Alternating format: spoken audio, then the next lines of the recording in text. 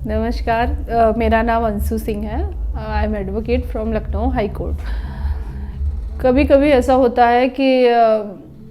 कुछ केस में लड़का लड़की शादी करना चाहते हैं और दोनों अदर कास्ट के होते हैं, और वो लड़का लड़की दोनों कभी कभी होते हैं कि भाग जाते हैं और भाग के शादी वो करना चाहते हैं। दोनों कभी उनकी उम्र कम होती है कुछ लोगों की, और वो शादी करना चाहते हैं, अपने परिवार को बताते नहीं हैं और वो चले जाते हैं। तो उस केस में ऐसा होता है कि पहली बात तो हमें ऐसा करना नहीं चाहिए कि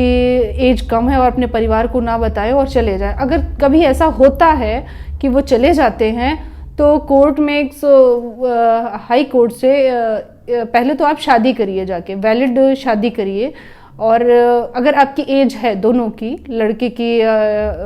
21 के ऊपर और लड़की की 18 है, दोनों लोग किसी भी कास्ट के हो, कभी कोई हाई कोर्ट या सुप्रीम कोर्ट या कोई भी गवर्नमेंट आपको पूरी सुविधा देती है कि आप जाए शादी करिए। आप चाहे जिस कास्ट के हों, चाहे जिस धर्म के हैं, आप जाए शादी करके और उसके बाद अपनी मैरिज को रजिस्टर कराइए। इन केस लड़की के फैमिली वाले या लड़के के फैमिली वाले दोनों में कोई लोग विरोध करते हैं कि नहीं, ये शादी नहीं होनी चाहिए, तो अगर दोनों लोग बालिग हैं और दोनों ने शादी कर लिया है और शादी करने के बाद जैसे कि आर्य समाज या फिर किसी संस्था में जाकर या मंदिर में जाकर शादी कर लिया है और उसको रजिस्टर करा लिया है, उसके बाद अगर लड़की पक्ष या लड़का पक्ष के कोई FIR करा देते हैं कि जो भी है कि लड़के ने हमारी लड़की को गलत तरीके से भगा ले गए हैं और उनकी शादी नहीं होनी चाहिए थी, ये शादी गलत तरीके से हो गई है और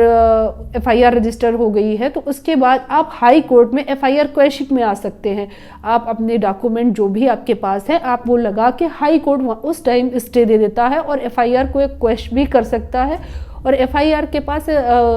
हाई कोर्ट के पास एक पावर भी है, अगर वो चाहे तो तब तक के लिए स्टे करके और प्रॉपर इन्वेस्टिगेशन करने के लिए ऑर्डर कर सकते हैं। उस केस में दोनों मतलब हस्बैंड वाइफ को, दोनों लोगों को, दोनों पक्ष को सुरक्षा दी जाती है कि इनको कोई भी हैरेस नहीं करेगा, कोई भी परेशान नहीं करेगा, और इस केस में दोनों लोग सेफ रहेंगे।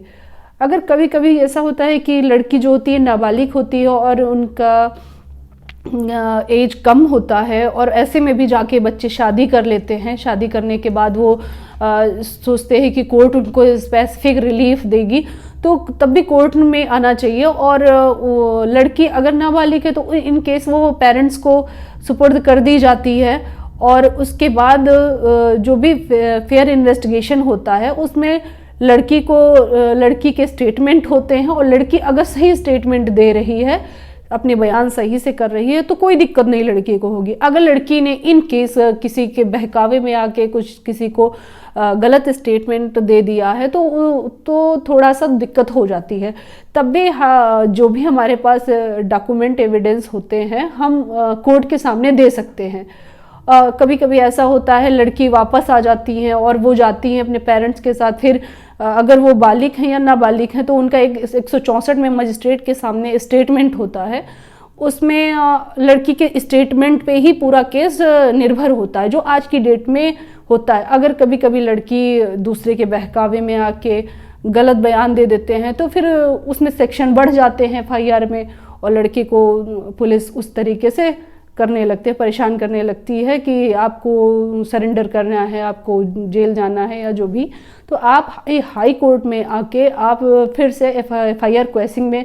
डाल सकते हैं, जिसमें हाई कोर्ट प्रॉपर इन्वेस्टिगेशन के लिए ऑर्डर कर देगा, और ऑर्डर होने के बाद आपका विवेचना शुरू हो जाएगी। जो भी जांच होगी वो सही गलत तरीके से जो भी पाया जाएगा उसी आधार पे आपका निर्णय होगा।